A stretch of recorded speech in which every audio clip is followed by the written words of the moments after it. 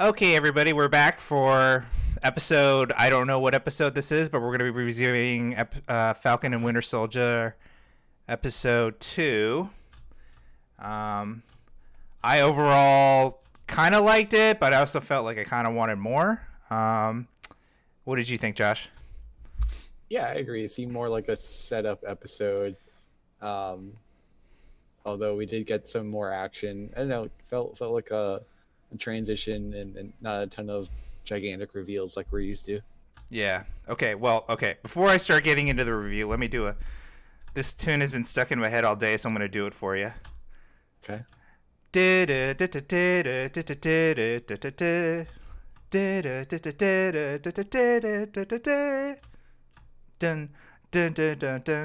dun dun dun. Yeah. I don't know what that is.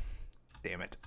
It's like the Marvel intro now that they do before every episode. Oh.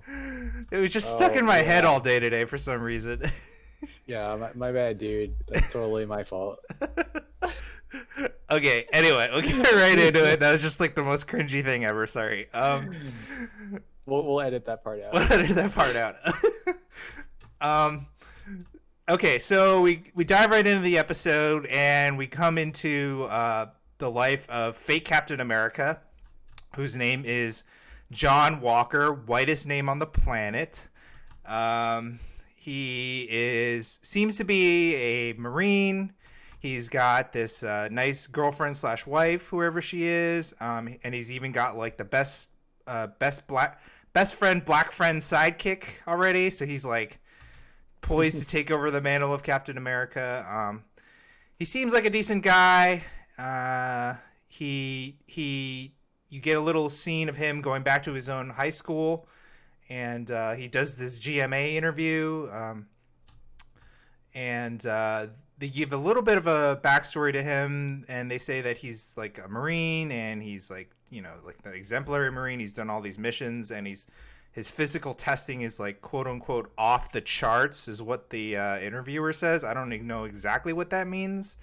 Does that mean he's just like human, but he's just super good? Or is he superhuman? Or is he just somewhere in between? Is that a question for me? That's me saying that's a half question. That's a question to you, Josh. What do you think?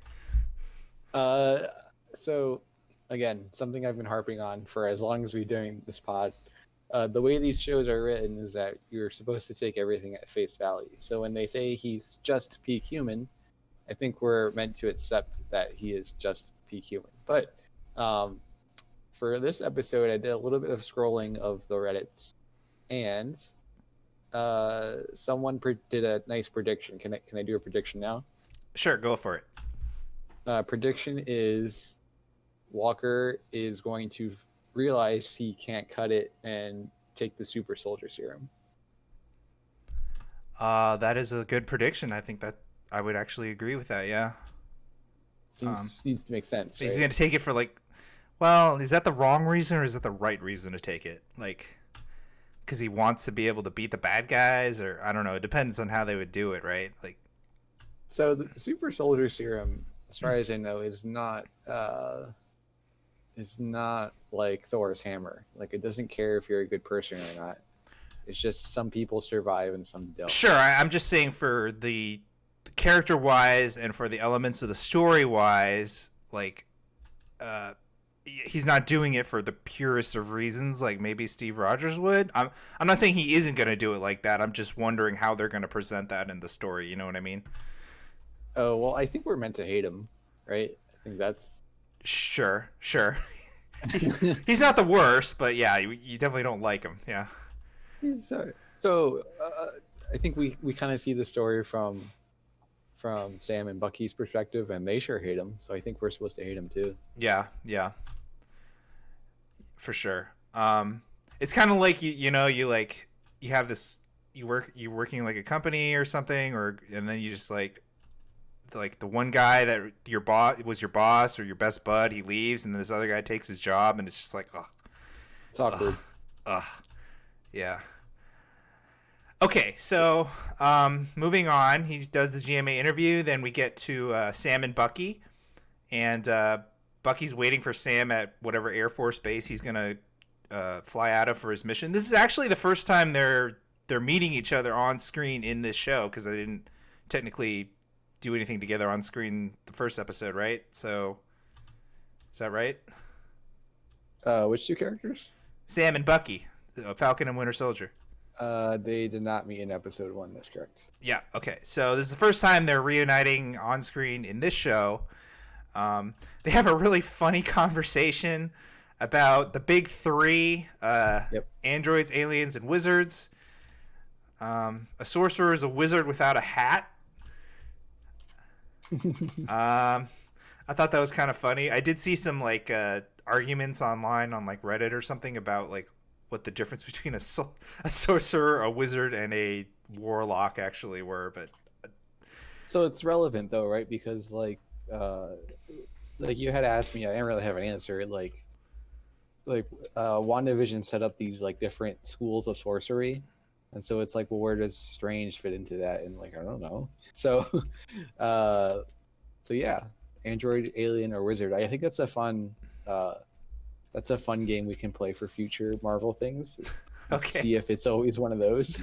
Okay. All right. And then they had this joke. This was in the trailer too. This joke about Gandalf and the Hobbit, and Sam is like, "How do you know Gandalf?" And he's like, "Because I read the Hobbit, the original Hobbit, when it came out in 1938." Oh, I thought that was golden. He would stare when the text was written. Oh man, that was great. Okay, so then Bucky goes on this, kind of gloms onto Sam and says he's coming with him on this mission. Sam, of course, jumps out of the plane with his wings like he always does, and then Bucky decides to jump out of the plane without a chute. Well, it's too low to have a chute anyway. So he jumps out of the plane like a crazy idiot. And it was at this point I needed to like remind myself or refresh myself of, but is Bucky technically a super soldier? Yes. Yes. So like, is he as good as Steve was? But I seem to remember he got like the Soviet version of the serum or something, so it's not as great. Or what was the deal there? Can you remind me? Oh, so if you recall, Winter Soldier, Cap beat him, but he was also trying not to kill him. He was not bloodlusted. So you can put Bucky as like solidly like maybe half a tier below Captain America, but like Bucky versus Sam would be no contest. Bucky would wipe the floor with Sam. Put that if that helps. Okay. All right. Okay. Okay, so he's better than a normal human. He's a super soldier. You say half a tier lower than Captain America, plus he's got the metal arm. That should give him an edge, Yes. right? Okay. Yep. All right. So he uses the arm to like save himself from the fall, kind of, and then they go to check out these flag smashers, and they have this truck chase scene, which is just something straight out of like Fast and the Furious 9 or whatever. And pretty exciting, but they're kind of getting their butts kicked on top of these trucks, right? And then fake Captain America and his fake Falcon sidekick drop on in and try to help them. But all four of them still end up getting their asses kicked, and they have to regroup. Yep. Is at this point I wrote in my notes, okay, redhead lady is supposed to be the leader. Bucky sees her in the back of that truck, and she kind of plays real coy, like she's like, you know, kind of smiles at him or whatever, like to throw him off the scent or whatever. And then you find out she's the leader, and she like kicks him, and then she and her buddies kick their butts. And I was just thinking, is she supposed to be the same leader that we saw in episode 1? Because I think that's what we're supposed to think. But oh man, this girl is like 5'2", and the guy or the stunt person that we saw playing that leader in the last episode was like 6'4" or something. It was ridiculous, the size differential. So you're talking about the dude who stepped on the other dude's face or whatever. Yeah, stepped on Torres's face, right? Yeah. Torres. I believe there are more than one of them with long hair. So uh, I do not think that was Carly. The same Who person. beat up Okay. Torres. No, I think that was someone else. Okay, but she is the leader of this like cell or faction, right? This little group. Yes. Also, I think she was present. She was one of. She handed either the bag or the phone to someone in that scene In the first episode, the bank robbery scene. in the bank robbery. Yeah. Okay. All right. Okay. I might have to go back and watch that again to. So she's not the same person that beat up Torres, but she was there. It was the same group. Yeah. Yeah. Okay. That would make more sense because she looked like a tiny girl. Not that she couldn't kick ass. I just thought it was like, totally different actor or something. And anyway, I felt like they were insulting our intelligence. That was what we were supposed to think. I want to pause here to rewind to something I said, which is not exactly true. So, Abraham Erskine, who created the super soldier serum, said the serum is supposed to enhance what is already within. So, if you are a bad person, you will maybe not relevant to whether you're strong or not, but you will become more bad. If you are good, you will become more good. Is the idea, I think. Okay, that makes sense. See, for me right now, I guess we need more of Walker's character.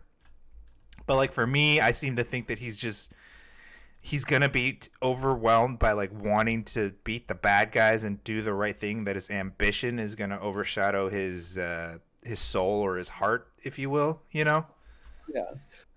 Something else to think about is we've seen this type of character arc, like I was sharing with Ahsoka Tano, with Ezra Bridger.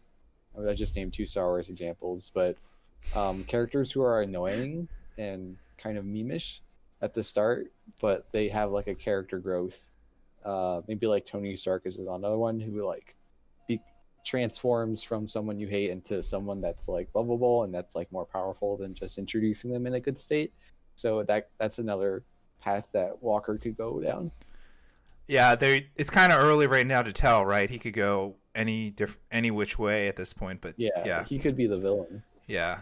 Well, I don't know. The end of this episode seems like they're setting up that, but we'll get to that, right?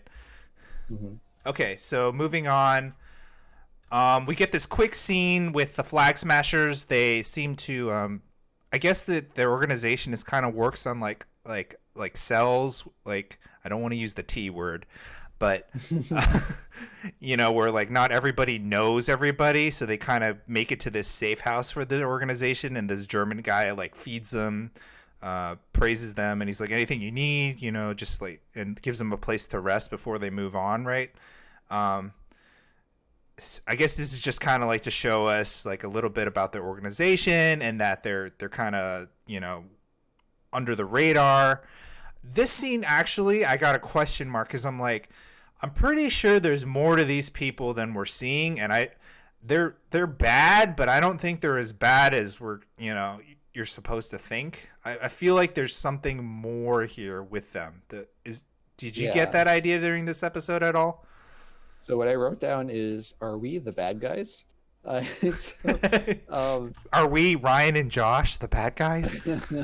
Well, I think like it's for an American audience. Well, that's not exactly true, right? It's so the existence of these like relocation camps, which is like a very euphemistic way of saying what they are. Is something pushed by the UN, right? So like it's setting up this like the central organization trying to be this world police for other countries, and of course like we know how that goes, right? It doesn't usually go well, breeds a lot of discontent and leads to organizations like this one. So it's almost like but I think like we're meant to be watching this. We all live in civilized nations, and we're like, oh, we're not like these people who live in metal shacks or whatever. So I think we're supposed to have sympathy for people who were blipped out and now have no place to live. And so So like, yeah, it seems like are they terrorists or are they freedom fighters? It doesn't matter, you know. Yeah, that's true. Yeah.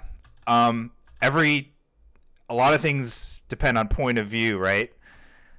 For sure, Certain point of view, Obi-Wan Kenobi. Yeah. from a certain point of view. And also I wanted to add, they say it a few times in this episode. Their slogan or their motto, which is "One World, One People." Mm-hmm. And I was trying to figure out like what exactly that means, because so maybe after hearing you say that, maybe I'm thinking like, since people come back from the blip, they feel like they've been displaced and they feel like it's two separate worlds we're living in, maybe. And so maybe that's why they want it. Like they want everybody to live in the same world. Well, what we've been told is they are followers of Thanos, right? Or Thanos's ideology. So like, what does that mean in the context of one world, one people? To me, it seems like they want to kill the other half. Yeah, I don't know.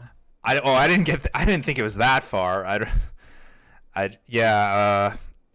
I don't know. Maybe that. Yeah, I guess that could be the case. But I was thinking more along like, I don't know. They just want like a solution to. They do feel like resources are constrained, but I don't know. Maybe it's.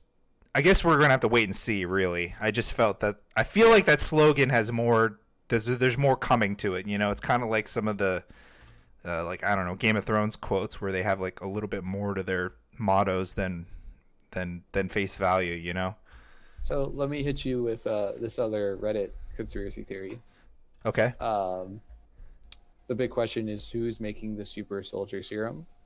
The obvious candidate would be the United States government. Yep. Dun, dun, dun. The United States government, but how would these people be getting it then? Unless the government is... Oh, okay. All right, I got it. I had to say it out loud. I got it. And, you know, we already know they can track Sam wherever he goes. So maybe he was, like, set up to fail on that mission? So they're fabricating... You're saying they're fabricating this threat so that they can have the excuse to escalate their own methods of going after these people. Or to create more super soldiers. For going after these people and doing whatever the hell else they want to do with these super soldiers. Okay. Yeah. I could totally see that too. That would be a very United States government-y thing to do. At least in Hollywood. Don't. If anybody in the FBI is watching, don't. Yeah. I'm just joking. This is just a podcast. If anyone from the FBI is watching, please like and follow. Please like and follow and subscribe, and tell all your agent buddies to like and follow, subscribe too. Oh God. Only the best content here.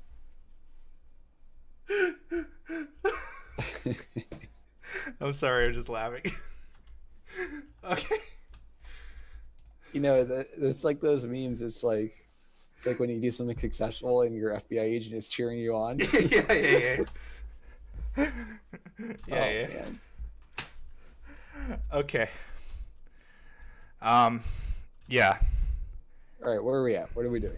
I'm just thinking, like, I hope Edward Snowden likes and subscribes. Okay. Back on task. Back to the show. All right. So then we get a scene. Did I get the order of this right? Oh, I did get the order of this right. Okay. Yeah. So Bucky says to Sam, okay, he points out that those were super soldiers they were fighting, and Sam's like, no, duh. And Bucky finally, he decides to drop this secret bomb on Sam that he's been keeping from not only Steve, but us, the audience, and basically everybody else in the MCU. He knows of other successful super soldiers, or at least one, and he takes Sam to go see this guy, a man by the name of Isaiah. And so we get a little bit of a backstory. They tangled with each other back during the Korean War. And Isaiah claims he kicked Bucky's ass, and Bucky didn't really dispute that. Yep. And but of course he's kind of an old man now. He's older, but he's still really strong. We saw a hint of his strength when he threw something. So it sounds like the fight was a draw, though. He might have kicked Bucky's butt, but Bucky might have got away or whatever. What can you tell us about Isaiah, the Super Soldier Serum, and his history as a character? Yeah. So this is a um, I mean, it is what it, how it appears in the comics. It's the same way. He's a member of a testing group of people that were put into soldier serum testing or whatever, and one of the few survivors. So, of course, it's is it, I guess allegory is towards the Tuskegee whatever medical trials, Oh, um, where yeah, okay. same deal, like black people were experimented on, and that's not cool. So the other thing to know is that the his son who opens the door, his name is Eli Bradley. We know from the credits. In the comics, he becomes Young Patriot. He also becomes a superhero. With Super Soldier Serum type powers. Not sure about that. I do not follow that character very closely. I can look that up Okay. Okay. Do you know why they locked him up for 30 years afterwards? because He he was black. Oh, Jesus, Josh. That's you didn't catch that from from the story itself. I mean, he said, I mean, he implied that he was wrongfully imprisoned, but it didn't really say why or what their reasoning was. I'm assuming it's some bullshit reason, but yeah. Okay. Yeah, no, because he was a seeker, right? They Okay, yeah. He had to keep the and secret. Yeah, okay, yeah. you could not have a public. Black Uh, superhero like Steve was. I mean, you probably couldn't even have a public any kind of super soldier, but definitely not a black uh, super soldier in the post World War II era.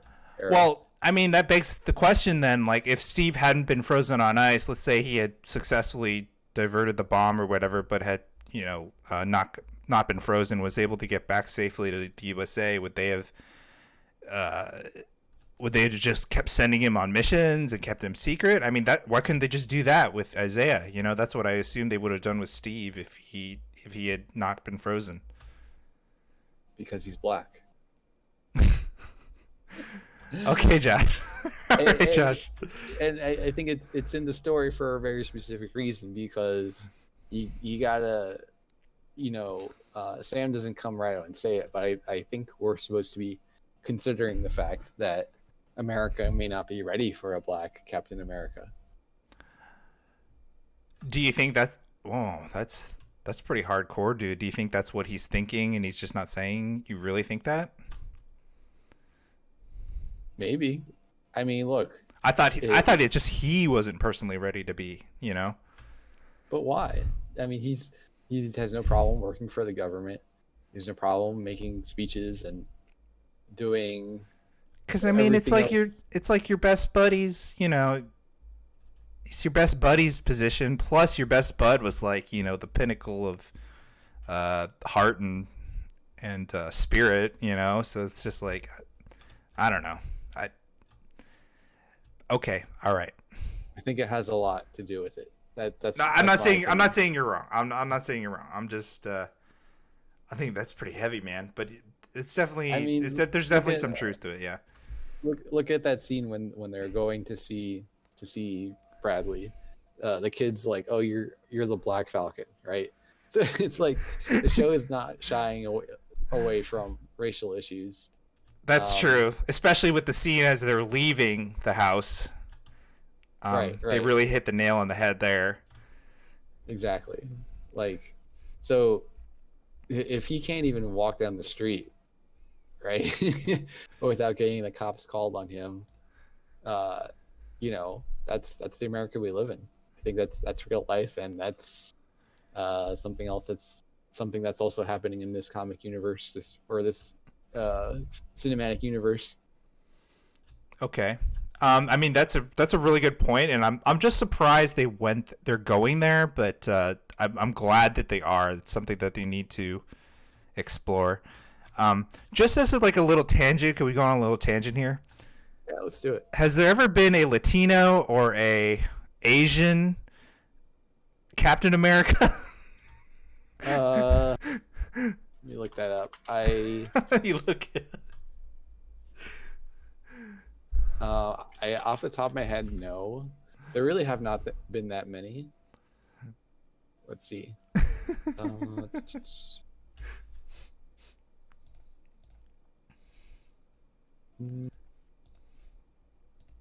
I want to say no. Um,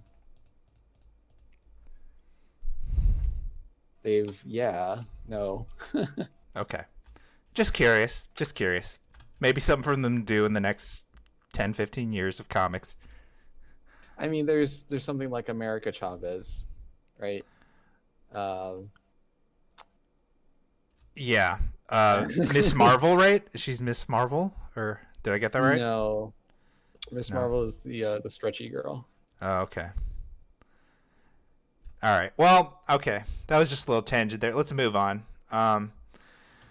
So yeah, they're leaving the house, and then the cops come just because they're just standing in the street talking, and okay. So it kind of starts out with like this thing where, a black man can't even stand on the street and talk to his buddy.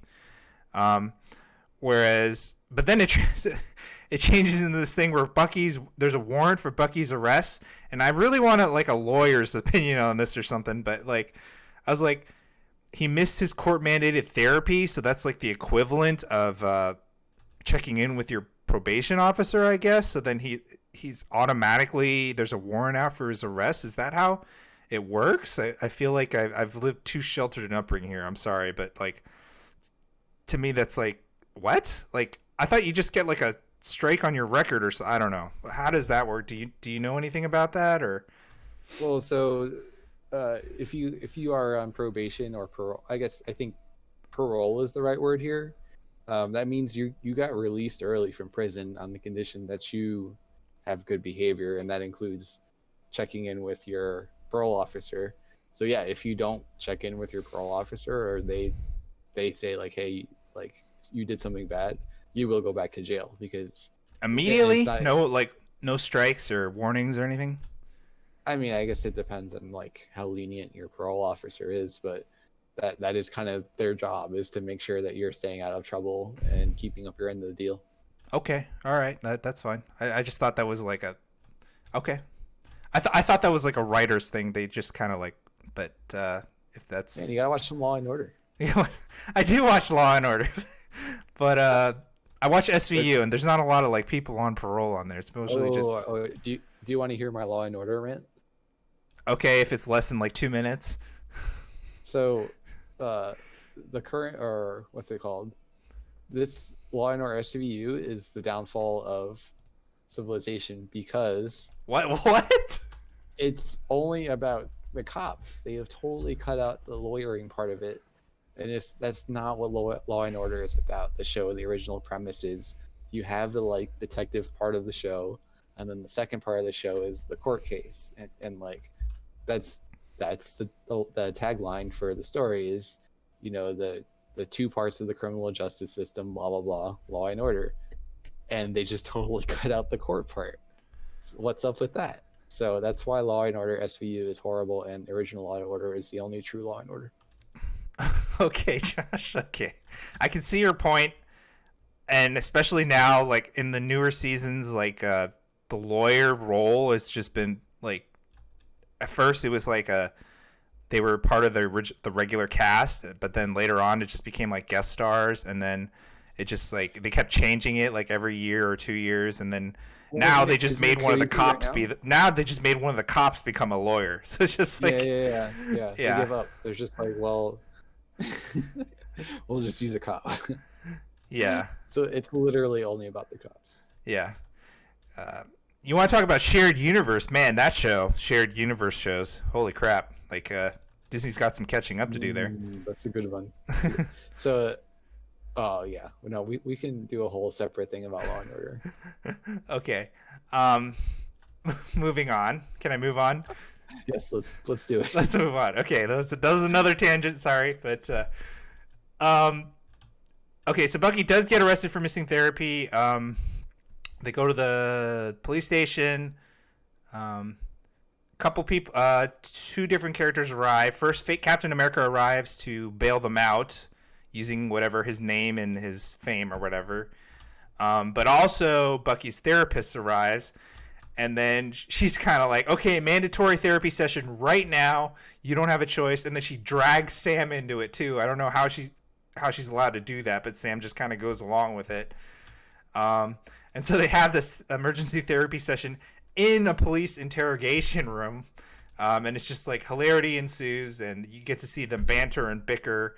And I felt like this was really great because you get to see Sebastian Stan and oh gosh, what's his name? Anthony Mackie. Anthony Mackie, that's right. right? Yeah, Anthony Mackie, Papa Doc himself. Like you get to see them, showcase their comedic skills. We got a little bit of this in like Civil War, Captain America: Civil War, and I really liked it. And so you get to see them bicker and banter, and the therapist kind of asks all these absurd, ridiculous questions, and then they have like a staring contest. But then you get into the nitty gritty of it, and Bucky tells Sam why he's so annoyed and angry with him, and he basically says,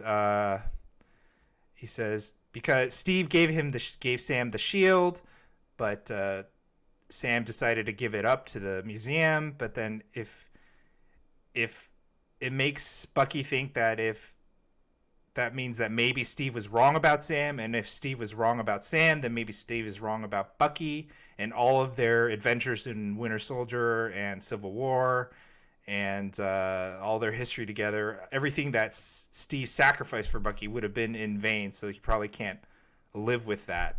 At least that's what he's implying. That's what I took out of it. What did you think of this scene? What did you think of the comedy, and what did you think of what Bucky said? Yeah, I thought it was really good. So I'm glad you mentioned Civil War, because one thing that happened in Civil War was they were on the run. So there was like no time for this type of character development. And it's an advantage also of the TV show format as opposed to the movie, where, unless you're Scott Snyder, not Scott Snyder, wow. Wait, what's his first name? Zack Snyder? Zack Snyder. Scott Snyder is a comic book writer. Oh, okay. Unless you're Zack Snyder, when you have unlimited footage to do your character development in, you sometimes scenes like these just don't make it, and so like you don't have time to like develop these friendships that are really key for future scenes.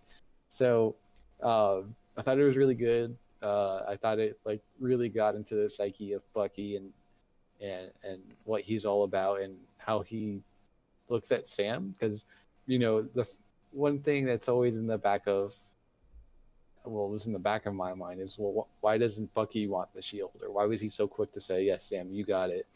And it's like he really thinks that highly of Steve, where it's like whatever Steve says goes, so like this is the way it has to be. But if Steve were to be wrong, or if he were to lose his hero like that, I think that'd be a really tough moment. So remember, Steve was the only one who believed in him. Literally, the entire world was out to get Bucky, and it was only Steve who stood up to bat for him. So I thought that was like a really key. They like kind of hit the nail on the head there. Yeah, I think one thing that Bucky is forgetting about is like Steve is just doing what Bucky did for him, right? Like when Steve pre-Super Soldier Serum, Bucky always looked out for him. Yes. They grew up together. We saw a scene like that in the first Captain America movie before he got the serum. The guys were bullying him or whatever, and Bucky came along and bailed them out. And if Steve had never got the Super Soldier Serum, Bucky would have been doing that for him for probably the rest of their lives, right? It would have. But I think he's probably just that good of a guy. He doesn't think of it that way. He's just thinking of looking out for his buddies, just what you do. and so probably all the trauma of everything that he's done and all his past deeds probably weighing on him too. So he kind of forgets about that, I think. But like you said, this is like really good character development that you didn't get in the movies. And I just want to say that the this is what's so great about all these series coming out now. It's like, you know, Wanda, Falcon, Winter Soldiers. They're always kind of like the tier 2 heroes within the at least the MCU phase 1, 2, and 3, right? Like it was Yeah, always like Steve, Thor, Tony, yeah, and maybe a yeah. few Those are the big others. three. Yeah, the big Well, three, and then some other of the heroes got their own movies. But these characters, they didn't get their own movies, so you the didn't really get bulk. to explore them as much. So now this is the beauty of this series, and I think that's great. Um, so with that said, moving on, um, we get another scene back to the Flag Smashers. They're on the run from uh, the first. So I saw this twice. The first time I saw it, I was thinking they were on the run from the U.S. government or whatever. But then the second time I watched it, I was like, oh, it's not the U.S. government. They mentioned somebody, the power broker, I think they said. Yeah, Um, so I was, and one of the guys in their squad or whatever sacrifices himself to delay the power brokers guys from catching up to them, so that the rest of his Flag Smasher buddies can get away on an airplane. So my question is this power broker somebody we're supposed to know? Do you have any information on that? Do you have any info on that whatsoever? it's an organization in the comics. It, I guess they uh they obviously they broker power. As it relates to this, they are actually the ones who augmented U.S. agent, who is Walker. He Okay. becomes U.S. agent, and Battlestar, the other guy. So if it follows the comics, uh, Walker and Battlestar will get their augmentation, their super soldier serum from the power brokers, but we haven't seen them in the movies before. Okay. And so I'm not sure if we're meant to think of this power broker as bad guys or good guys, but the way you said it, and the way that things are playing out, I'm assuming they're going to be like the really bad guys, and we're probably meant to be sympathetic towards the Flag Smashers, like we talked about earlier. Um, Maybe. so, I mean, I could see a twist happening. I mean, that is So, the twist. Okay, go ahead. no, well, no, I think the obvious scenario is that everyone is bad. The U.S. government is bad. Power brokers are bad. Flat smashers are bad. It's Bucky and Sam and Sharon versus the world. That's like a straightforward, and they have to like enlist Zemo's help. It's Oh, like the Jesus. it's like Oh, the Jesus. unholy team up. So I think there will be some sort of twist where the power broker, maybe here's a twist: the power brokers are actually like they are good in a way, or they're kind of like a good Illuminati. By the way, we haven't really seen the Illuminati in Marvel, uh, in the MCU, so that's another interesting thing that may happen down the line. But so but like the I had a couple of thoughts while this dude was getting gunned down. My first thought was I appreciated Zack Snyder because they tried to set up this like operatic, like epic death scene, and it didn't hold a candle to like any of those same moments in the Snyder cut or many of his other movies like 300 and so on.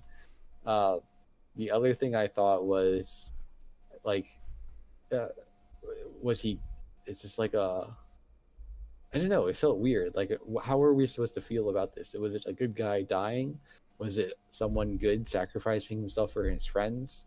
Like, kind of ambiguous, I think. Um, yeah, I think that's the beauty of it too, right? It's like we're meant to think these are the bad guys, but then, I mean, obviously this guy cares a lot for his group for his people, you know. Yeah, So there's some good in them. They're not just like a black and white group of, you know, ooh, bad guy's bad or whatever. Um, and like I said, we're probably gonna find out more later. Um, Yeah, I like that scene actually. So, um, where do you think they're going? Did they say where they were going? Uh, they were picking up medical supplies, or was that the thing they did before? Yeah, I think that was the thing with the trucks before. It seemed like they had accomplished that mission. Well, it's unclear. Maybe this was like the last leg of that same mission. It Unclear. does seem like they were doing the same type of thing where they were basically doing a delivery. Okay. Um, so it's kind of like, oh, are Sam and Bucky the bad guys for trying to hunt these people down while they're like just helping people, or is like something else going on? Really ambiguous. Yeah. What if Sam and Bucky team up with these flag smashers I'm against like the actually I'm government? thinking that's what I'm gonna make as my prediction. I'm thinking they're gonna catch up to them when they finally get to these because they're supposed to be taking it to. They mentioned like refugee camps or something, right? Yeah. The vaccine. They said vaccines and medical supplies. So yeah, there's probably like people that are really in need of this stuff and that they're just stealing it because they can't get it in any other legitimate way, right? Um, Hmm. and then like maybe Sam and Bucky are going to catch up to them at and they're going to actually see what's going on at these camps and be like, "Oh crap, these people need help." And then they'll probably try to do something like with them. Yeah, and then maybe the power broker and John Walker and the US government are going to be the bad guys. Um so that was the last scene, the second to last scene. The last scene they get is you mentioned him. The two of them are talking and they decide reluctantly decide that they need to together go back to Berlin to talk to Baron Zemo. Dun dun dun. Yes. He's Cue the back. dramatic music. He's back from Civil War. He was the mastermind behind his extremely convoluted plan in Civil War. Um, Hmm. uh, Which was executed to perfection, I might add. it was executed to perfection. What, was he the only villain who won I mean besides Thanos Thanos part won. one? Yeah. Yeah. Uh, yeah, maybe. So props to him. Also, he didn't die. Surtur won, kind of. Yeah. Um, Surtur, yes, Surtur won. Good job, Surtur. Hela also kind of won in a way for like 5 minutes. for like 5 minutes. Yeah, she won in that the heroes didn't beat her. No one else rules Asgard except her. Yeah. I still maintain that she's coming back. I want Kate Blanchett back as Hela, doing something crazy in that super sexy outfit and makeup, and her character was awesome. Like I want Kate Blanchett back so much. Um, okay, but anyway, back to Zemo. So they need to talk to him because Bucky, according to Bucky, Zemo knows all of Hydra's secrets. Um, he wasn't actually a full-fledged member of Hydra, correct? He just like dug up all of their stuff, especially that little book that had all of Bucky's brainwashing passwords and stuff. Is that right? Zemo. Zemo. Um, This version of Zemo. I know the Zemo in the comics was like a full Hydra member, right? Wasn't he? But correct me if uh, I'm wrong. so okay, well,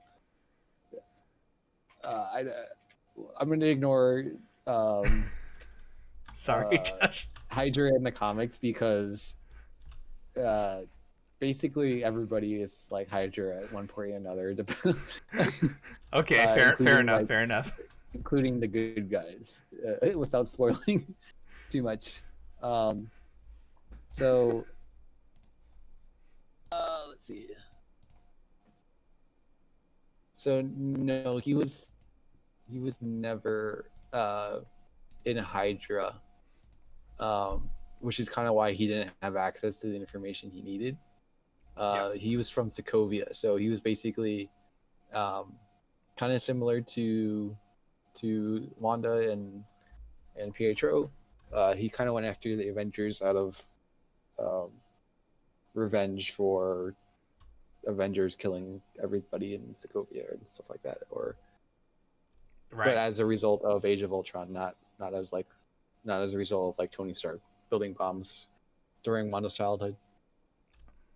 So Right. no, Right. he's Right. not Hydra. Okay. Yeah. But he managed to gain access to a lot of Hydra's information and secrets, and that's how he was Yes, able to mastermind his plan of you know, civil war and everything. very Um, motivated. very motivated. He was just a regular dude too before, right? Before his family died. Like he was. I think he said he was He an was in the engineer or something. military. Oh, he was He's in, military. Okay. yeah, he's like a military commander. Oh, okay. Um. So we're cue the dramatic music. We're gonna get to see them meet up with him. How do you think that's gonna go? This is. I mean, we're getting into predictions now. How do you think that's gonna? Uh, their conversation's gonna go. Do you think he's gonna be compliant and help them out, or what do you think? So first of all, we know he's getting out because of this lovely promotional art that has him with his mask, which by Okay. the way he did not have before. So he's getting his comic outfit kind of.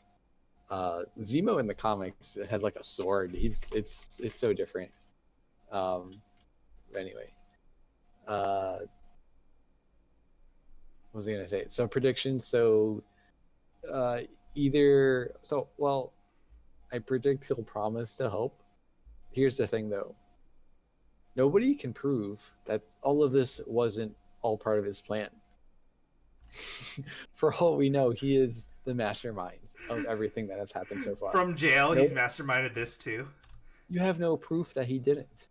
No proof that he did it. Oh God. So You have no proof that I didn't mastermind this all, Josh.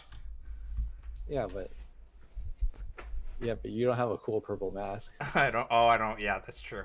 It's very true. So so yeah, like I think he'll promise to help them, but they got to break him out, and then they all become fugitives, or somehow by them going to see him, that enables him to escape, something along those lines. Okay. Um.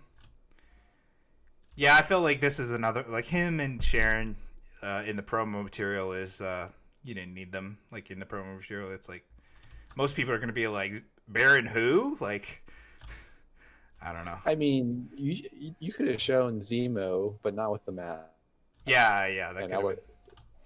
that would have been good. So Baron and Sharon. Um, Sharon Baron. Sharon and Baron. He's not even a Baron in the MCU though. He's not a Baron. Wait, I thought that was his name. Baron is his title. Baron. Wait, hold on a second. Because you can Baron be a is a baron. You can title. be a baron. Yeah. His name is Helmet. Oh, that's how did he right. become Helmet. how did he become a Baron? So like I'm looking on the MCU wiki. I don't see why he's a Baron because Baron is a title. I thought Baron was only an English peerage title too. Well, I mean, you can be. It could be like it's a translation of a German term. Sure. Yeah, maybe. Because also in the comics he's German, in the MCU he's Sokovian. Yeah, yeah. I don't think he's a Baron. I think this wiki just put it because I don't know, because they think he's a Baron, but I don't see any evidence. Okay. I guess not important. Just wondering. Well, let's just be clear because you keep saying Baron, and he's not. Okay. Well, did they ever call him Baron? Now I'm like doubting everything. No, They I just don't call even him think it's a Zemo? helmet. I It's think just they- Zemo, yeah. Just Zemo. I Yeah. mean, the Avengers don't even know who he is for most of the movie. Only Black Panther at the end, right? Like, yeah. Right. Okay. All right. That's just like a little detail that they'll probably never explain, but or we missed something. But anyway, do you have any other predictions moving forward? I think Sharon is not going to be happy that Zemo's out. I think that I feel like Yeah, I think I said most of my predictions. Let me think if I have any others. I just feel like they're introducing a lot of characters that are going to come back in the future, but not get like their powers this series. Because this one's a shorter one, right? It's only 6 episodes, Yeah, 6 episodes. Yeah, so we're like a third of the way there. that's true. That's true. And 6 episodes of like 45 minutes is like, I mean, that's just like 2 long movies, maybe 3 normal movies. Is that even one Snyder cut? Uh, like what, like 90, 100 minutes for 2 episodes, so time like 300 minutes for. Yeah, that's probably longer than a Snyder cut. Snyder cut was 240.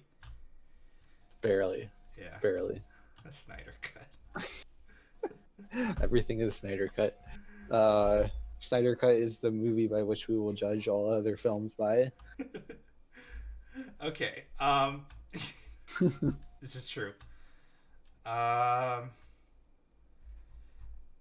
Let me also not a prediction, but just to remind you, Hulk is actually a result of Super Soldier Serum.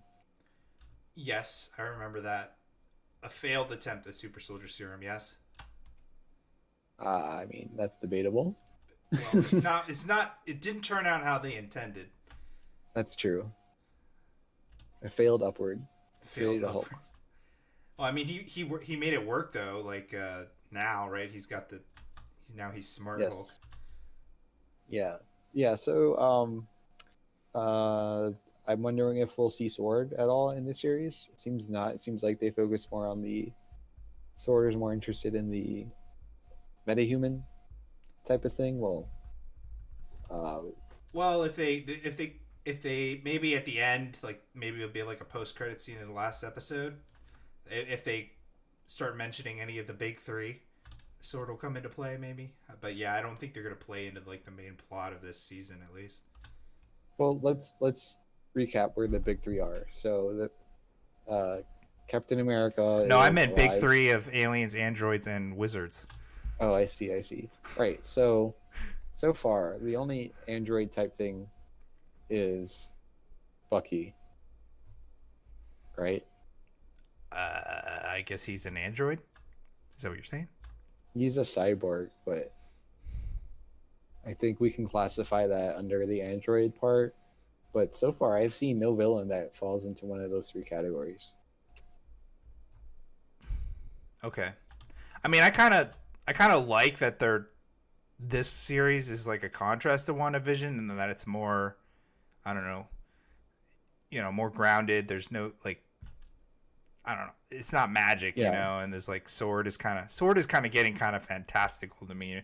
They're out there doing all their crazy space stuff. So, Well, there's different like strains that you can identify. So there's like the Iron Man universe. Not universe. Universe is the wrong word, but there's like the Iron Man family. section, So yeah, like, Steelheart, I think Ironheart, whatever. That's kind of like following that storyline. Um, then there's like the Captain America family. So that's Winter Soldier, Civil War. Uh, you know, even what's it called?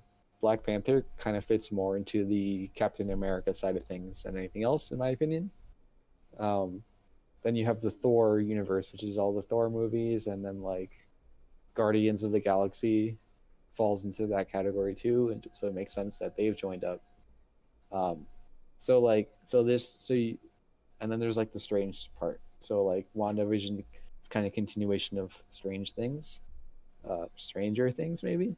Uh, so that's that and then Hawkeye, like if Hawkeye and Black Widow, I think those are also they fall under Captain America. So like, out of what we've gotten so far this year, WandaVision fits in my head neatly into the, well, I don't know.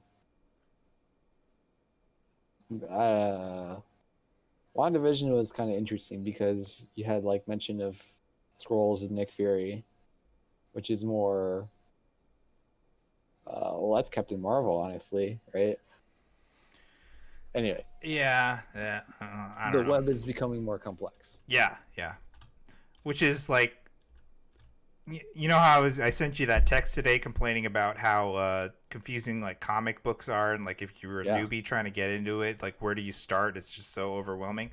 I'm feeling like Yep. the Feel that. MCU is going to start getting like that with all these Disney Plus things. Because like even right now, like if you wanted to go through everything, all of their content, you'd have to go through like there's the different sections of the universe, like the Netflix version, like with the Daredevil and the Iron Fist and all that stuff. Oh, I see. And Yeah. then What there's What like if you're like, the Hulu stuff with like the Runaway, like these are the ones like I totally forgot about, like the Runaways and the uh yeah. black and what is it called? Like I don't know, Black and White or whatever it was, or Um, is it Ebony? No, Cloak and Dagger. Cloak and Dagger, and there's a couple others in there too in the Hulu side of things. And then I mean now we're getting like the Yeah. Disney Plus side, which seems like the main strain of it, I guess, you know, the main storyline. So imagine if you're like new and you just like started watching stuff and you just like saw um you're oh no, like let's say you did this. You're like, "Oh, I want to start from the beginning. I want to watch all the movies from the beginning." And then you just like or not the beginning, but like you want to get close to the beginning and you just watch like Ed Norton Hulk. Like would you continue? Well, I don't know because they had the post credit scene with Tony there, so like I I don't know, but like Okay. Yeah, or what if you're like, "Oh, I want to get into Marvel TV." So you just start watching Agents of Field, but you haven't seen Avengers. oh jeez, yeah, that would be So it's a great point, and it's something that people go, uh, people have argued. Like I shared, as we were talking, as long as I followed comics, people have always argued about this accessibility versus rewarding continued readership. yeah. So, so like, so all these Easter, like when you put, um, what's that duck? Is it Howard the Duck? When you put Howard the Duck in Guardians of the Galaxy, that does nothing for new viewers, right? You have done nothing to improve the movie from Yeah, the perspective of a new instead that just viewer. makes him go WTF. Yeah, yeah, yeah. It's to reward people who have stuck with you the whole time and ensure they keep coming back.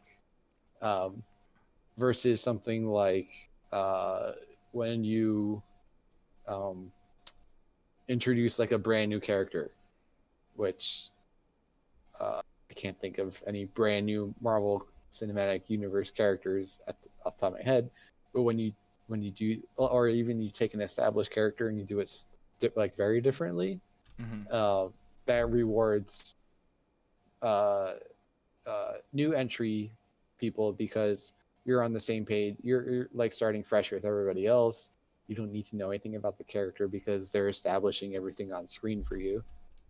Um, so, and then of course there's is the question of can you do both? Can you make something that's both accessible for new people and makes you want to keep coming back for more in like an intricate way? Um, so it's so in the comics this has played itself out in something like the New 52, right? Where uh, DC put all their comics back to number one and said, hey everybody, gates open, come on in. We are open for new readers. And of course some people were like, but my Action Comics, I was about to hit number 1,000 on my Action Comics collection. Yeah. And I'm sure some people, there was a non-zero amount of people who are like, you know what, I'm over it. I'm not reading all these new number ones. I have been sold out to as a reader. Um, and then there were people who are like, well, I've been thinking about getting into comics and this seems like a good place to start. So what does that look like in what would be an analogous event in the MCU, which I agree has starting to become convoluted. If you're a casual watcher, you don't remember who Zemo was. You just don't. Yeah. When did Winter Soldier come out? 2014, I think. It's been 7 years since we've seen this character. Like Yeah. He was Civil War though. So it was 2016, I think. Civil War. Sorry. Yeah, yeah. 5 years. Yeah. Okay, 5 years, right? And now he's going to be featured in this show. Even Sharon, like who remembers? I guess she's from the same thing, right? Or no, she's from Winter Soldier. She didn't appear in No, Civil she's War, Civil right? War too. She's Civil War too. I Uh, don't remember her in Civil War. she brought the shield to when they were on the run in the little Oh VW yes, yes, bug. yes. She brought and then she had that super awkward kiss with him. So I totally forgot about that, which is kind of the point, right? And I watch all these things. Uh, Not that I'm like the expert on everything, but when you just keep adding things, it does start to become less accessible for people. So, so what would it look like for him to say, uh, "Hey, like, hey guys, even if you haven't started watching Marvel movies yet, here's a good place to start." Does that look like just does it is that a reboot? Is that doing just uh doing a remake of Avengers with recasting Oh, and different plot? jeez, they would get eviscerated if they did that. I mean, I don't think Are they're. you I don't think we're well? there yet where they need it a reboot. But yes, I think in like maybe another 10 years or something, because by then it'll be like 20 some years of movies and shows and content that it's gonna be unwieldy for like if somebody is born, like if somebody is born like your son, let's say Mhm. he's like 2, right? So like Yeah. in 10 years when he's 12 and he's like, hey dad, I seen some of these Marvel movies, but I kind of want to like get my head around the whole thing. Where do you recommend I start? And you're like, well son, you're gonna have to start from Iron Man 1. And Well, it's yes, because he's my son, but because he's your son, but but he's like, but and then you're gonna tell him, and it's like, oh, it's like 500 hours of content or something, and it's just like, oh, geez, that's so daunting. It sounds like homework or something rather than, you know, something so fun. totally agree. But and yet they are. So first of all, you mentioned Marvel would get eviscerated if they rebooted Avengers, and yet DC does this every 2 years. So like, and they're doing just fine. Like, so would they like? Well, okay, Yes. they're doing this with Batman every 2 years, but Okay. like Explain to me the history of Marvel's Spider-Man movies. Go. uh, okay, all right, point taken. Point taken. So I think the downside to rebooting uh is minimal. I guess is my takeaway from all these examples. Um, and it's also inevitable, right? Oh, you had to sneak that word in there, didn't you? I am inevitable. No, but Oh, it's true. Like, dude. Sorry, I totally sorry. I forgot to tell you the other day. On Friday, I watched Jeopardy. Do you watch yeah, Jeopardy? yeah, I watch it on Netflix sometimes. They had a oh god, all three contestants did not know the answer. It was like the question was like yeah, Thanos, a character in this movie, said or no, sorry, yeah, Thanos in Avengers Endgame claims that described himself as this 10-letter word in a quote that says I am blank, and none of them knew it, and I was like screaming at the television. Did they have any guesses? No, they didn't even guess. They didn't even know. That's the thing. And the category was 10-letter words. So I was like, if you've seen the movie, well, I don't know. My mom's seen the movie and she didn't know. But, like, Because he says it twice, right? he He says it says it at twice. the end of um, Infinity War and the beginning of. No, he says it twice in Endgame. Yeah, he He says it says it right at the before he end tries to snap. And then he says it in the. when he Uh, gets murked at the beginning. yeah, Spoilers. yeah. Spoilers. Anybody watching this is like, yeah, spoilers. That's for the FBI agent out there who had a Okay, Mr. chance. FBI agent. Yeah, spoilers. Sorry to Mute the spoil Avengers stream Endgame now. for you. I don't know what planet you're living on. So so yeah, so reboot will happen someday. It's kind of like Captain America, right? Every year Captain America gets a little bit weirder and he becomes more and more a man out of time, right? Because he's frozen in ice, right? Mm-hmm. And so his whole thing is like he's like old fashioned. He's stuck in the old ways. Um, but if he woke up, let's say you never rebooted, and he woke up in the '60s, like you're no longer a man on the time. You've been around for 50 or 60 years. Yeah. So there's a way in which you have to constantly reboot the characters in order to keep them relevant, or at least stay true to the characters. Oh, I see what you're saying. I see what you're saying. Yeah, yeah, yeah. Okay. Yeah. It's like Peter Parker, right? They keep having to de-age Peter Parker because, and this is controversial, but if you have him, get married and have kids and start his own business, you lose that piece of him where he's like a struggling freelance photographer and trying to balance taking care of his aunt and all those other things, and then navigate his love life. You start to get away from at least how the character began and how many people know the character. Yeah. So like you have to balance like the character development side and the story side, like giving them the happy ending. But then once you do all that, then you gotta like you lose the struggle. Yeah, right. the story. But if you don't reboot, then you become inaccessible. Because then you pick up a Spider-Man comic, you need to know what happened in all the 1,000 episodes that came before it. But then if you reboot too many times, I mean, I was just going through this today when I was like researching comics and stuff because I want, like I told you, I wanted to get into like the Dark Side War, and then I was like, wait a minute, hold on, because I was like, there's like different versions of Dark Side too, and I was like, I want the version where Dark Side, like they're kind of showing where they punch each other, where they were teasing in the Zack Snyder Justice League cut, So I was like, I know he's basing that off of some of the stuff in the comics, although I think he's combining a couple different of the big storylines into one, but I don't know for sure. So I wanted to read it, but then I was just like, I don't even know where to like. Oh god.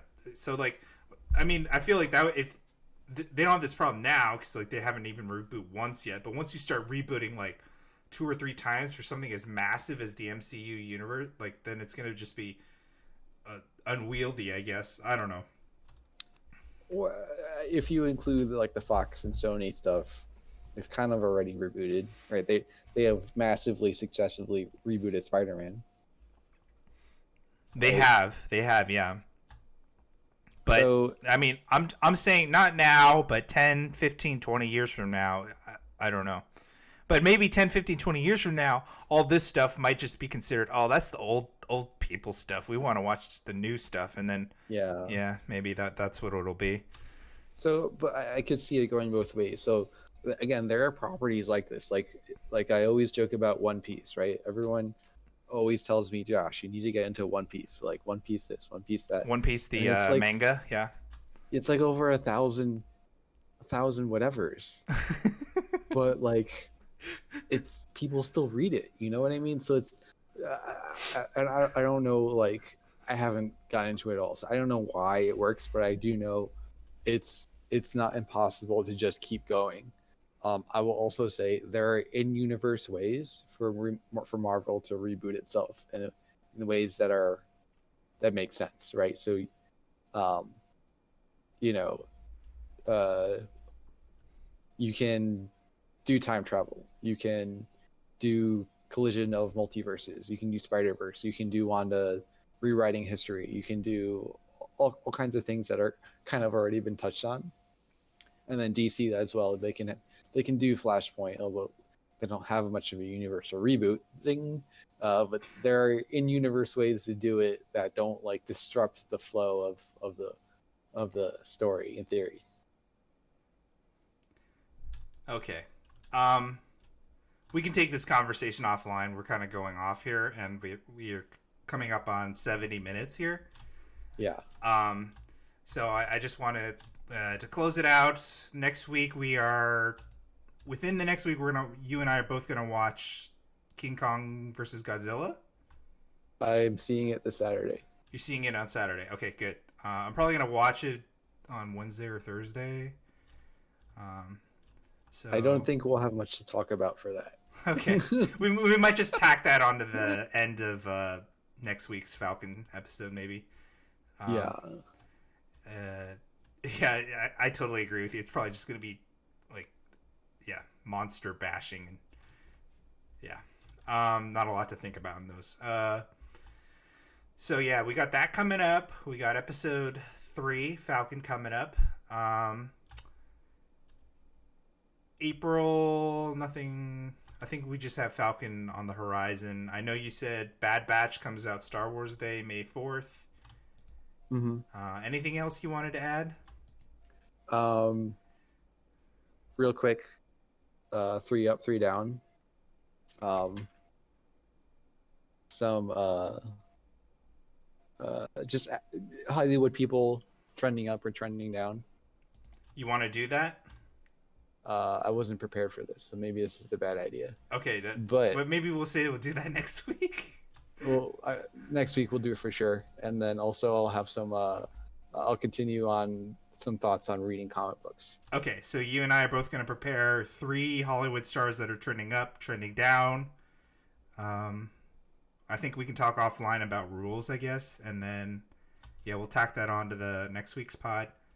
We'll talk about episode 3, and then maybe Godzilla and King Kong. So we got a lot of stuff to cover next week. Yep. I think that's it. Josh and I will be out for now. Thanks for listening. Good night. Bye. Bye.